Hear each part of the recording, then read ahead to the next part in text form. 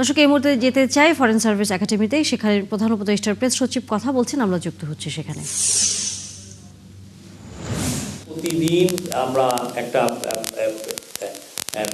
Assessment report পাচ্ছি যে কোথায় কি কোন বিষয়ে অপতথ্য বেশি ছড়ানো হচ্ছে, কী রকম অপতথ্য ছড়ানো হচ্ছে এবং এটার কারণে কোনো সিকিউরিটি রিস্ক হচ্ছে কিনা সেগুলো নিয়ে নিয়মিত, কারণ এটা খুবই বড় এবং এটা তো শুধুমাত্র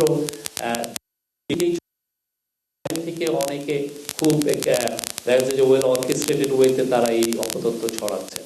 পতিত স্বৈরাচারের যারা দোষর ছিলেন বা তার সাপোর্টাররা তারা তো চাচ্ছে অনেক ধরনের অপতথ্য ছড়াচ্ছেন। প্রতিদিনই আপনারা দেখেছেন তারা কনফিউশন ছড়ানোতে ব্যস্ত। তো আমরা এই বিষয়ে গভর্নমেন্ট, সিকিউরিটি এজেন্সিগুলো এবং আইসিটি মিনিস্ট্রি সবাইগুলো ব্যাপারে অ্যাওয়ার আছে। আমরা আমাদের সর্বোচ্চ এফর্টটা দিচ্ছি এটাকে দ্রুত করার জন্য। আর